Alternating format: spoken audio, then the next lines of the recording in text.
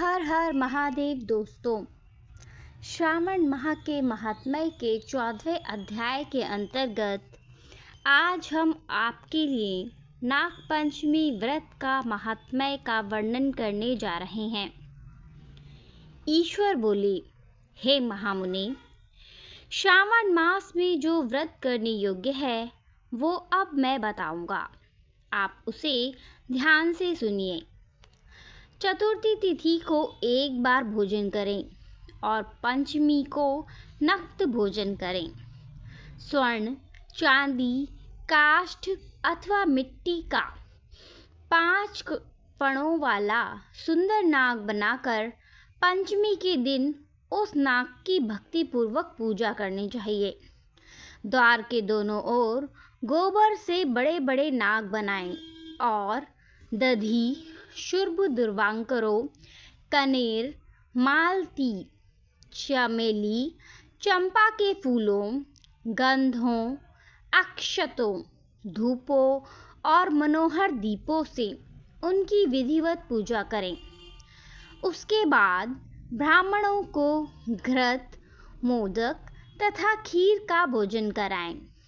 इसके बाद अनंत, वासुकी, शेष, पद्मनाभ, कंबल, कारकोटक, अश्व अथवा धृतराष्ट्र, शंखपाल, काली तथा तक्षक इन सब नागकुल के अधिपतियों को और इनकी माता कद्रू को भी हल्दी और चंदन से दीवार पर लिखकर फलों आदि से इनकी पूजा करें। उसके बाद बुद्धिमान को चाहिए कि वामी में प्रत्यक्ष नागों का पूजन करें और उन्हें दूध पिलाएं।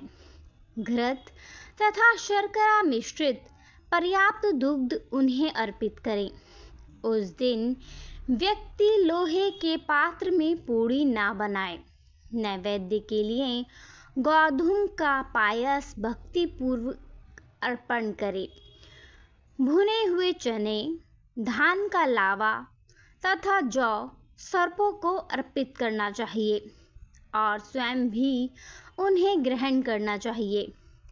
बच्चों को भी यही खिलाना चाहिए, इससे उनके दांत मजबूत होते हैं।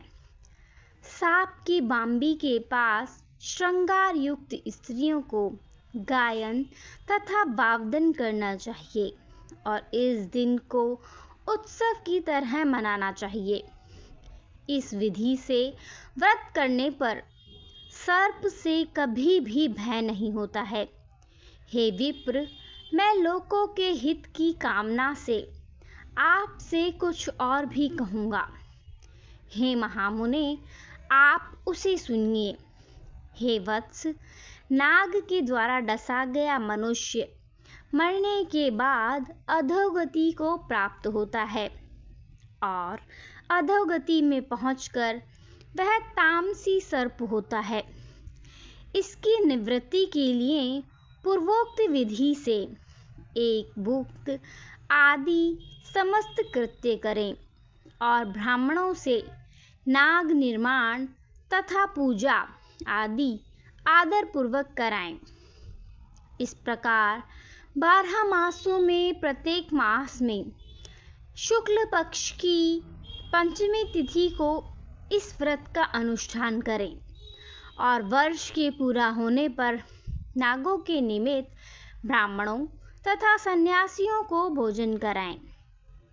किसी पुराण ज्ञाता ब्राह्मण को रत्न जड़ित सुवर्णमय नाग और सभी उपस्करों से युक्त तथा बछड़े सहित गौ प्रदान करें।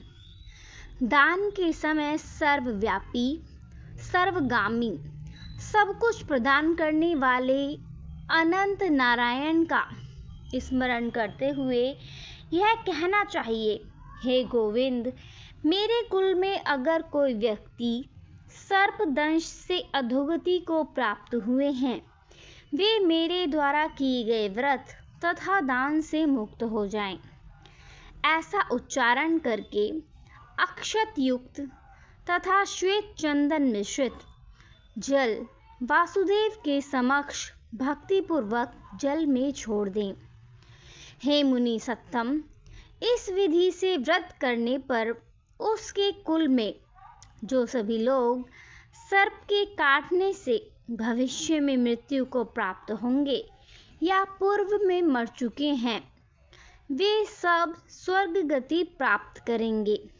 साथ ही हे कुलनंदन, इस विधि से व्रत करने वाला अपने सभी वंशजों का उद्धार करके अप्सराओं के द्वारा सेवित होता हुआ शिव सानिध्य प्राप्त करता है। जो मनुष्य विक्त शाठ्य से रहित होता है, वही इस व्रत का संपूर्ण फल प्राप्त करता है।